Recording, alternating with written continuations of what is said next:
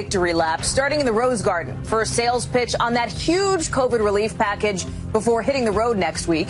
Who will be at today's event? Who will not? And why that matters for the next things the president wants to get done. And how the administration plans to get all that money out the door fast. NBC's exclusive sit down with the Treasury Secretary on when the money will hit accounts and criticisms the package is just too big.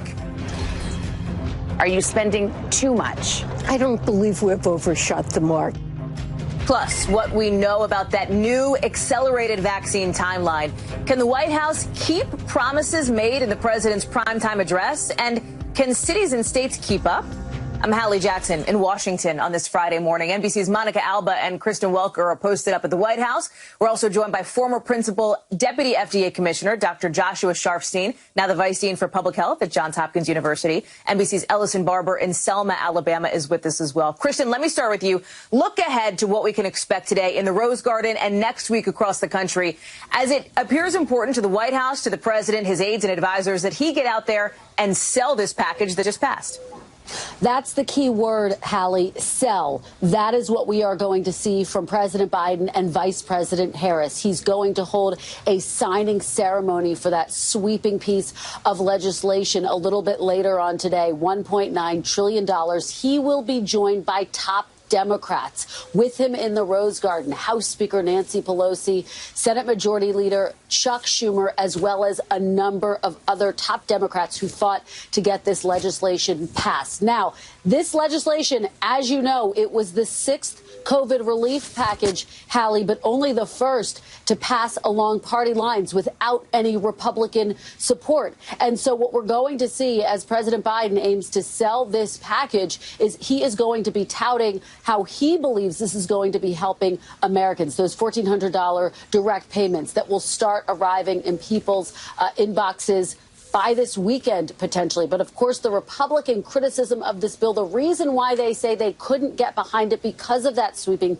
price tag, because they say it will only add to the ballooning deficit, $1 trillion last year alone. And they say it just wasn't targeted enough, arguing that it goes to things like climate change as well as the arts. Take a listen to more of our exclusive interview with our colleague Savannah Guthrie and the Treasury Secretary. Even some progressive economists say this stimulus is up to 3 times bigger than it needs to be. Have you overshot the mark? Are you spending too much? I don't believe we've overshot the mark. I think that this package is the right size. When the pandemic struck, the unemployment rate was 3.5%, and I'd like to see us get back there next year. So, Hallie, after today, the president and vice president, they're going to be hitting the road. President Biden will be in Delaware County, Pennsylvania next Tuesday. Vice President Harris will be in Las Vegas, Nevada. And the two of them hold their first joint event since taking office in Atlanta, Georgia. Of course, both of those areas, swing areas. And Georgia, of course, the state that helped deliver Democrats control of the U.S. Senate. So I am told they're going to be targeting Republicans in those areas who supported the legislation to try to argue that in the country, if not in Washington, there is some bipartisan support for this, Hallie. You've also got the other big headline out of that primetime address, Mon, on the vaccine front. This morning, the White House, interestingly, is already out signaling that some states might even beat that new May 1st timeline for when every adult can become eligible. Talk about those new key dates and what you're hearing as far as reaction to laying down that marker. An ambitious headline really out of last night's primetime address, Hallie, but something the White House does feel confident they can accomplish based on the pace of vaccinations to date. This also tracks with something that President Biden wants in his first 100 days, which is the 100 million shots in arms. That's something they are sure to exceed in the next couple of days. Remember, we're only halfway through that, so really they're probably going to go far beyond that. But that speaks to what the message was last night, and that's why the president announced that by May 1st, he hopes that every state and territory will tell adults you are eligible essentially to get in line. Now, that doesn't mean that everybody is going to be able to get their shots immediately in the month of May.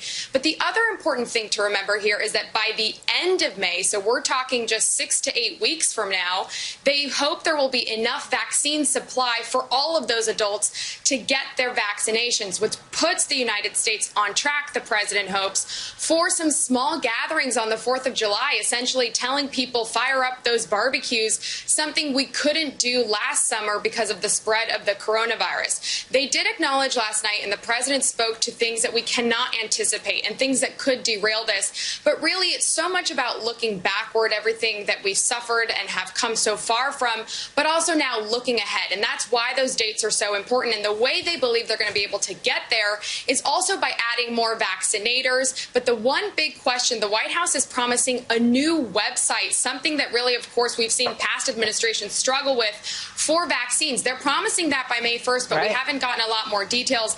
As for reaction to the speech, we do know Republicans are not happy with this White House claiming all of the victory, they argue. They believe there should be a little bit more credit to former President Trump and to Operation Warp Speed. Hallie. Dr. Sharfstein, let me go to you. Realistic, this marker that President Biden is laying down. What's your expert perspective on that? Well, I think it's terrific. I think it reflects the fact that there's more vaccine than we imagined would be available by this time. And that's due to a lot of small steps that this administration has taken using the Defense Production Act in ways that people hadn't anticipated to help the vaccine manufacturers. And of course, the larger step of getting two rivals to work together to produce the Johnson & Johnson vaccine. It's really important for the president, just like he did, to give people hope that vaccine will be available for them, and hope that as vaccine becomes available and as we continue to be vigilant against the virus, that we're going to regain a sense of normalcy. And so I really liked the speech. I really liked how he gave a timeline, and it didn't say like, we're all done with the pandemic now, but he said, here's what we can expect if we all work together to defeat coronavirus. There still does seem to be an open question about the execution of this, right? Look at what's happening in Oregon, for example. The state's Democratic governor was asked if Oregon would be able to meet that May 1st directive, and she stopped short of committing. Her office told a local paper instead they're taking a, quote, wait-and-see approach. Does that signal to you the potential challenges that lie ahead for the administration to get the states up to speed with the timeline they're looking at? Well, I think people are understandably wary. I mean, we've had a lot of letdowns this year. There have been a lot of extra challenges. And so for a governor to say, you know, I sure hope that's the case, but I really want to make sure there's adequate vaccine before I do this, totally fair. And I think it's going to be a challenge that the administration's excited to meet to give confidence to governors that there's going to be enough vaccine. Ellison, give us the view of what things are like on the ground, because you've spent the last couple of days traveling across one of those states that the president is talking about, Alabama, specifically the Black Belt region.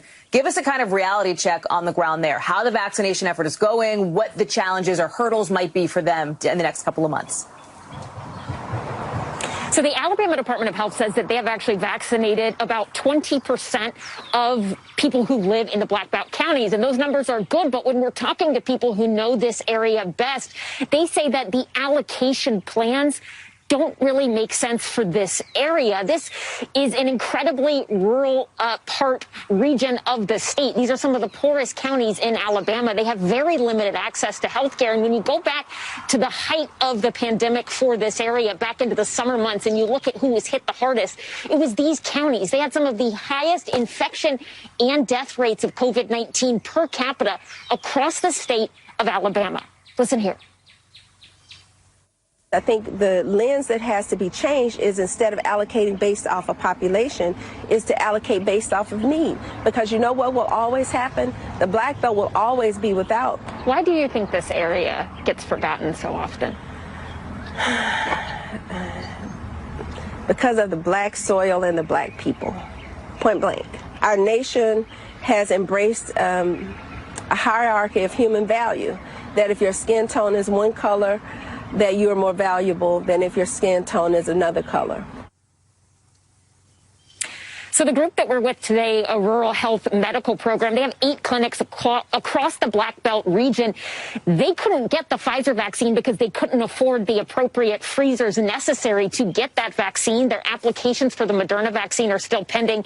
They just got shipments of the Johnson & Johnson vaccine, 200 doses, a couple of days ago. That is the first vaccine this clinic, this health group has had access to. And now what they're trying to do is get government approval to turn this mobile vaccination clinic, I'll show you inside it real quick, which is currently used to do mobile optometry, into a mobile vaccination clinic. That's the thing in areas like this, Hallie. You have people who live in very rural communities. They are literally having to decide, do they pay with their gas money to drive an hour to get vaccinated, or do they go to the grocery store? And obviously for some people that choice is a no-brainer. And hopefully the people here say they need more help to do this and get people vaccinated in these vulnerable communities. Hallie. Ellison Barber, great reporting live from Selma. Ellison, thank you. And thanks to Monica Alba, Kristen Welker, Dr. Joshua Sharfstein as well. Appreciate that. Coming up here on the show, President Biden also condemning hate crimes against Asian Americans. Congresswoman Grace Meng of New York joins us on what she's doing to try to fight that disturbing rise in bias. Plus, an impeachment inquiry now launched against New York Governor Andrew Cuomo. New details on why police are now involved.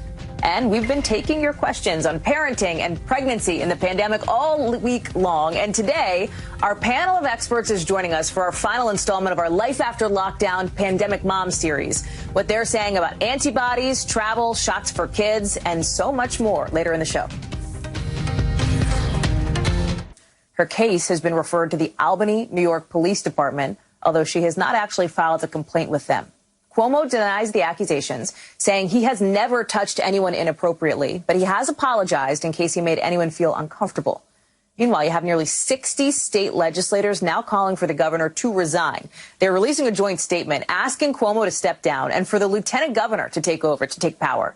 State lawmakers plan to launch an impeachment inquiry that will give its Judiciary Committee broad jurisdiction to investigate allegations of sexual misconduct and his handling of virus-related deaths of nursing home patients. Bring in now Jesse McKinley, the Albany bureau chief for the New York Times, who has been all over this story from the beginning. Jesse, there's been kind of a lot that has happened in the last 24 hours, right? Let's start with that potential impeachment inquiry. State lawmakers are launching that after an emergency meeting. What does that look like, and what is the timeline of something like that? Well, lawmakers are saying they're going to act as expeditiously, which, of course, is kind of a big word for fast. But of course, legislature's definition of fast and our definition of fast may be different. But there is great pressure here in Albany on the governor, both from Democrats and, of course, from Republicans, to get answers on this. And I think that the investigation by the legislature, as well as the investigation by Tish James, that is already underway. My understanding is that subpoenas are being drafted, if not already out the door. So things are moving quickly. It may not be a question of today or tomorrow, but certainly I think in the weeks and months to come, we should have some answers pretty quickly. There have been some reports of alleged intimidation on the part of the governor's office. Cuomo's advisors deny any wrongdoing. But I'm wondering, what has been your reporting on how, Team Cuomo or the Cuomo camp has been handling this both internally and externally? Well, certainly I know from covering the governor for 8 years, he is not shy about making his opinion known to anyone as to whether or not he's in the right about things. And I think considering the level of crisis right now in this administration, it's not at all surprising that his surrogates would also be reaching out, not only to staffers, but also to journalists and people like that, trying to push back on allegations as well as intimations that he might resign or be impeached. So I think that is an ongoing, kind of ground war at this point between the administration and lawmakers to try to push back on suggestions that he step aside. Is it your reporting, your sense from the sources that you're talking to, that as of the moment, at least right now, Governor Cuomo is fairly, I say, politically safe, meaning he's not going to resign, he is not going to leave office unless he's absolutely forced to? Well, I think it's a quick-moving situation. I think he is entrenched at this moment. I think he feels that these are not fireable offenses, and certainly not if they have not been proved. So the governor has given no indication that he wants to resign, will resign, or will even consider resigning. But as I said, allegations have been coming out at a fairly steady clip. There's chatter that perhaps more publications would come out with more allegations. So this is a fluid situation, and certainly it is indisputable that the governor is in perilous political straits at this hour. And for a man who's run the state of New York, has run Albany for a decade, there's never been a moment at which his grip on power has been less. Jesse McKinley with some really great perspective, really great reporting for us. Jesse, it's always great to have you on. I have a feeling this is not the last time we will talk here on this show. Thank you. Next up, we're joined by New York Congresswoman Grace Meng, not just about this push to impeach Governor Cuomo, but about something else, too, her new efforts to confront the surge in anti-Asian hate crimes. And one hate crimes aimed at Asian Americans surged nearly 150% last year, prompting some members of Congress to try and do something about it. Hawaii Senator Mazie Hirono and New York Congresswoman Grace Meng have reintroduced a bill aimed at fighting the spike in these hate crimes, many of them pandemic-related, a spike President Biden addressed in prime time. Vicious hate crimes against Asian Americans who've been attacked, harassed, blamed, and scapegoated. They're forced to live in fear for their lives just walking down streets in America. It's wrong. It's un-American, and it must stop.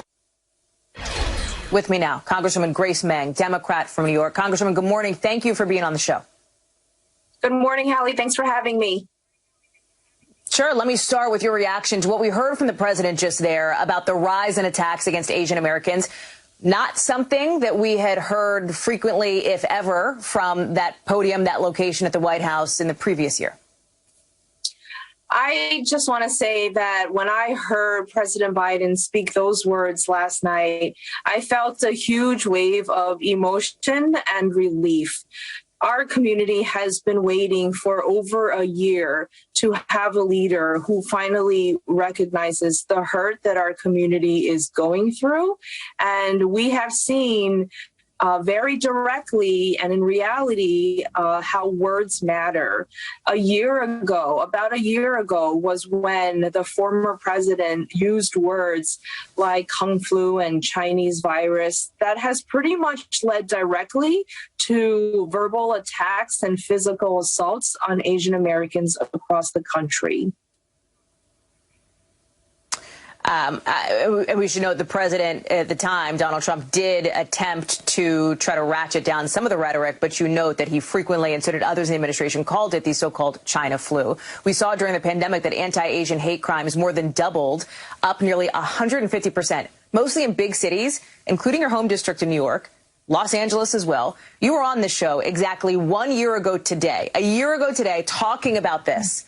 You are now, a year later, reintroducing legislation on this issue that has only gotten worse. I'm wondering what kind of response, what kind of support does this have now that maybe it didn't have a year ago?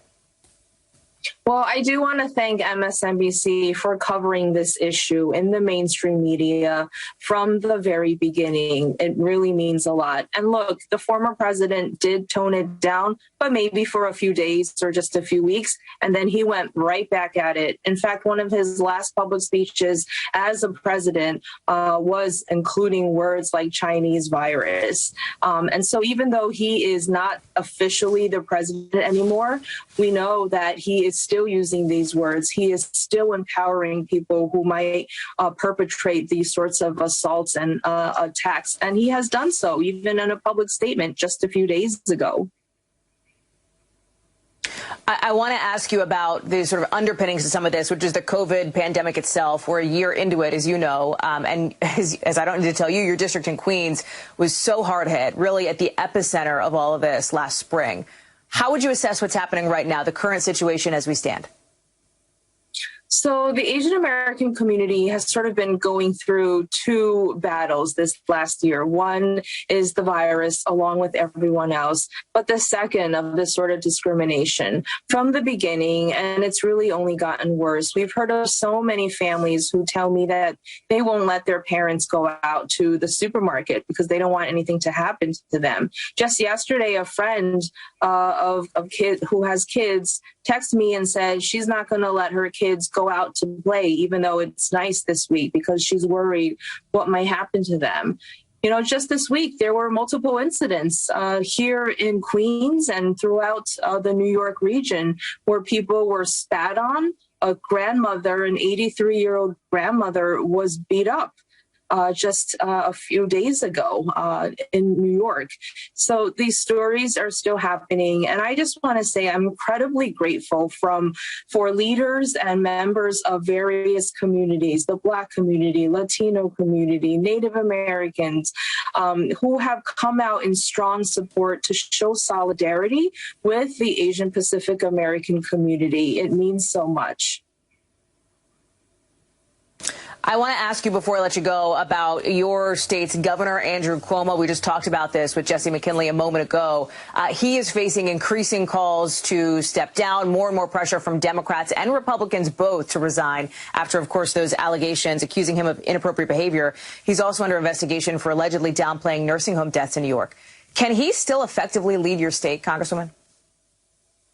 I think it has become increasingly difficult. I will be releasing a statement very soon in which I call for him to resign. So you have not taken that step even as recently as this week. What changed your mind? What made you decide that this would be the right move to add your voice to the chorus of those asking your state's governor to step down? I think I really wanted to give an opportunity for our state leaders, from our Attorney General Tish James, who will continue to conduct a thorough investigation, to our leaders in the state legislature, Assemblyman and Speaker Carl Heastie, Majority Leader Andrea Stewart-Cousins. In the last 48 hours, they have spoken up and have made their decision. And with the increasing numbers of incidents coming through every single day, it's just become too much of a distraction for our state legislators to be able to do the job that they need to do to carry our state through this pandemic. Do you believe there are other members of the New York congressional delegation who have not spoken out up to this point, who might join you in that call for resignation? I believe so. You believe so because you think there might be a joint statement coming out? Is that what you're hinting? Or is this based on conversations that you've had privately, Congresswoman? We've had multiple conversations amongst each other. I think you will see statements coming out today. Do you believe this is perhaps a tipping point for the governor? I don't know if it's a tipping point. Obviously, it is up to him and his team to make that decision. And I do want to emphasize the importance of the work, especially as a former Assemblywoman, the importance of the work that our New York State legislature has to carry through. And I do want to respect the process that our Attorney General, Tish James, will continue to carry through. And I'll let you go, but very quickly, do you think if he doesn't step down that the governor should in fact be impeached by the state leaders that you're referencing? I think that process is already in motion. Okay. Congresswoman Grace Meng, I'm so appreciative of your time making some headlines on a number of topics for us this morning here on the show. Congresswoman, thank you. We hope to have you back soon. Tomorrow marks a somber anniversary in Louisville, Kentucky, and really across the country, because it was a year ago that plainclothes police officers shot and killed Breonna Taylor during a botched early morning no-knock raid at her apartment. A year later, still so emotional for so many people. NBC's Antonia Hilton is in downtown Louisville, which is getting ready for one of the biggest demonstrations in months there. Antonia, you are seeing still a lot of hurt and a lot of anger. That's exactly right, Hallie. People here are angry, still distrustful of city officials in the Louisville Metro Police Department. Right now, the city is preparing and bracing for remembrances that are going to start tonight and go through until Sunday. You can see behind me a little ways back here that the city is right now setting up barricades throughout downtown to make sure that they can control traffic and essentially create a walking plaza so that people can safely gather. This is Jefferson Square Park, and it has, over the course of the year, basically been the central meeting place, the memorial site for people who support Breonna Taylor and her family. Over the last couple days, the family has been speaking out, and her mother has spoken to reporters, Tamika Palmer, reporters including our very own Blaine Alexander, saying that she continues to feel like this has been a roller coaster, that their family has had to take it one day at a time. They acknowledge that Breonna Taylor's family has received a multi-million-dollar settlement from the city and that they have seen important reforms made over the past couple months. But ultimately, because no one has still been charged charged for Breonna Taylor's death, the family feels they still have not gotten justice, Hallie. Antonia Hilton, live for us there in Louisville, where I know it will be active over the next day or so. Appreciate it. This morning, we are entering day 4 of jury selection in the trial of former Minneapolis police officer Derek Chauvin, now facing charges of manslaughter, second and third degree murder in the death of George Floyd. No pretrial motions scheduled today, but in the last 90 minutes, this is interesting. Floyd's family has announced there will be a news conference in just a couple of hours, 2 o'clock Eastern at the Minneapolis Convention Center. No word yet on what exactly they'll be talking about, other than it will be a, quote, update on the George Floyd case. Stay with MSNBC here. We're going to bring that to you live when it gets started in just a little bit this afternoon. And up next here on this show, President Biden, part of a first-of-its-kind summit today with the leaders of Australia, India, and Japan. The major announcement we're expecting on boosting vaccine production on Life After Lockdown, where we've been taking a closer look at the experiences of pandemic moms and their babies, pregnant women, and new moms, including some big questions that you might not know the answer to from research or looking into what public health agencies have said. Questions that you, folks watching, folks listening, are navigating every single day at home. So we decided to take some of those questions from you and bring in some of the very best experts on these topics to give you some answers. Let me bring in now Ruth Faden, Executive Director of the Berman Bioethics Institute at Johns Hopkins University. Also joining us, Emily Oster, Economics Professor at Brown University and author of the upcoming book, The Family Firm, a data-driven guide to better decision-making in the early school years. Also with us, MSNBC medical contributor Dr. Naheed Bhadelia, infectious diseases physicians and medical director of the Special Pathogens Unit at Boston Medical Center. Brain Trust, welcome. Thank you all for being here with us. I really appreciate it. Good morning. And Professor Faden, let me start with you, Ruth. Our first question is from Michelle Seitz, who tweeted at us that her question is, what have studies shown for women who have received the COVID vaccine and now want to get pregnant? Have there been studies showing difficulty getting pregnant after getting the vaccine? There have not been, but I want to be very careful here. There have not been because there really could not have been. It's way too early to be able to get data specific to that question. But let me underscore that we've had really many, many decades of experience with vaccines and pregnant people and vaccines and women, and there's no indication that there is an association between any vaccines and infertility. That I can say. Emily, let me take the next one over to you. This question from D-Lynn BLM, who wants to know, is there a timeline right now for kids 10 and older to get the COVID vaccine? So for kids 12 to 17, we're currently in trials, and my guess is that those will be done towards the end of the summer, and we'll actually start seeing some vaccination there. For the younger cohort, they're only just enrolling or thinking about enrolling kids in those trials now. So I think realistically for kids, particularly kids under 5, but even the kind of under 12 set, we're looking towards the end of 2021. The better news is that kids are really low risk. So I think that once all of the adults are vaccinated, once we see even young adults vaccinated, we're going to be able to return to more normalcy, even as we wait for that last little piece of kids being vaccinated themselves. Yeah, which I think a lot of folks are looking forward to. Dr. Bhadelia, let me ask this one to you from Rawls Tamina, who says, my daughter-in-law will have her baby girl on Monday. Congratulations. She says, I'm getting my first Pfizer vaccine today, the first dose. Should I keep my distance for now? What would you say to her? Well, congratulations to you, both for the vaccine and the grandchild. So what I would say is that what we know from CDC guidelines is that people who have both of their vaccines, and 2 weeks after their vaccine, or with Johnson & Johnson, 1 dose, and 2 weeks after that, they're considered fully vaccinated, and then they can go to low risk households and sort of, merge with that household. So your daughter and their child would be considered, if they're not high risk, would be considered safe for you to visit. So for you to not visit them, the reason right now is not so much for their safety, but just so that you're protected and you've gotten the full protection of the vaccines that you're receiving before you can do that. So I'd say just delay until you get your second dose, and it's been 2 weeks. That's good advice. Emily, this next one is a personal one for us here in our MSNBC family, because the wife of one of our colleagues here, Candy Kreinbrink, sent us this question. which buries the lead, their exciting announcement that is getting revealed on this show. She says, my midwife says they're seeing fewer vaccine side effects in pregnant women than the general population. Is there any data to back that up? Or is my midwife just trying to calm me down?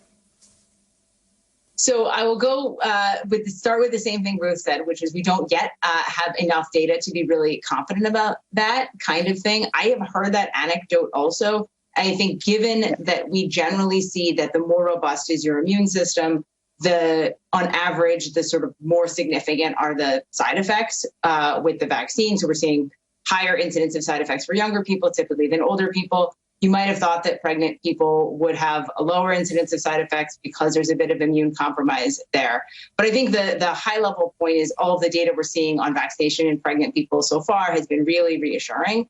And of course, being protected against COVID is important, especially for pregnant people. So I think that's pretty reassuring. And most importantly, congratulations.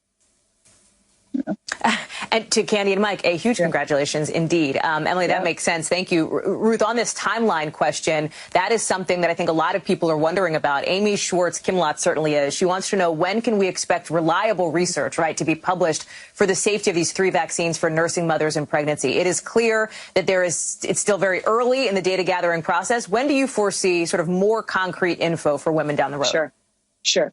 So there are 2 pieces here. For lactation, really the message could not be more reassuring. People who are breastfeeding shouldn't hesitate to get vaccinated. And in fact, there are just the beginnings of some results coming in to suggest that it may be really beneficial for newborns for the mothers to be vaccinated during pregnancy in terms of potentially conferring some protection and immunity to newborns. So we're watching that data very, very carefully, but it's looking encouraging. And our 2 studies in the U.S. and multiple around the world that are monitoring breast milk, and so far, so good. So on the lactation side, it's really easy to be very, very, very reassuring. On the pregnancy side, there you go. Thank you. On the pregnancy side, too, the evidence is all leaning in the direction of reassurance, both historical evidence from the vaccine products themselves when they were tested in animals before they were introduced into human beings. These are called DART studies. Those are also very encouraging. We now have 2 sources of data that are coming in that we didn't have previously. The first set of data are coming from all the women who are being vaccinated around the world during pregnancy, and that's a lot of women. VSafe, which is the monitoring system here in the CDC that the CDC maintains, is beginning to roll out some of the data. Again, early days, but so far encouraging what they're seeing with pregnant women in the VSafe system. And also 2 vaccine manufacturers, Pfizer and J&J, have announced that they are beginning studies with pregnant women, J&J down the road and Pfizer later. Pfizer now, excuse me. Emily, and we're showing some information on our screen, by the way. If you look, we're having all these studies that you're referencing, Ruth, on our Twitter page at Hallie on MSNBC, so folks can get there for the link. Great. Emily, this is a question we actually kind of took from folks who've been writing into your newsletter. You know I am an avid reader of that, and you've been getting this a lot. When can kids start having their friends come over? And then on the travel front, as folks look ahead to the summer, is it safe to travel with kids if everybody else in the family is vaccinated? Yeah, I think the answer is yes. As we get all of the high-risk adults vaccinated, we are going to really lower any of the sort of serious hospitalization and death risks. And for kids who are low risk, healthy kids, these risks are really small. They're much, much lower than a lot of the other disease risks that are floating around in the world at all times. And so although I think it's still going to seem scary initially, and I think we're going to need to sort of adapt a little bit, that I think there is a sense in which parents can be confident that the travel is going to be possible this summer, that play dates are going to be possible this summer, and that once the high-risk individuals are vaccinated, we can start acting more normally. I think one way to say it is just given the low risk for kids, it's kind of as if they are already vaccinated. It's just that they're waiting on the rest of us to return to some sense of normalcy. Dr. Padilla, we only have a couple of seconds left, but I want to ask you a question that I heard a ton in my course of reporting this. Dr. Laura Riley at Cornell said that she's gotten this from a lot of women. And Ruth touched on this a little bit. Can the vaccine actually transmit antibodies, for example, through breast milk or through the placenta if you are pregnant? Do we know about that yet? Yeah, Ruth alluded to this as well. So mothers in general transfer protective antibodies for all kinds of, diseases to their babies through the while the babies are in their placenta, and also through breast milk. And that's what we call passing of the passive immunity. And so we want that. If a mother is vaccinated, it's likely if she builds those antibodies, at least while she's breastfeeding and for a little bit of a time after that, those protective antibodies will be passed on to the baby. Dr. Nahid Bhadelia, Emily Oster, Ruth Faden, I cannot thank you all for being here enough. I've been looking forward to the segment for weeks, and I'm so glad we've been able to get our viewer questions to all of you. Much appreciated. We're going to post highlights of this conversation, of course, online, and we'll direct folks to that. Thank you all. Coming up next, the Pentagon up in arms over sexist, transphobic comments about women in the military made by a Fox News host. Wait till you see how leaders in the armed forces are responding. And coming up in the next hour, another panel of experts joins Craig Melvin to answer more of your questions, this time on vaccinations and what is in the COVID relief bill for you. Friday Fun Day, and it is not too late to submit your questions. Tweet them at #MSNBC Answers or email talk@msnbc.com.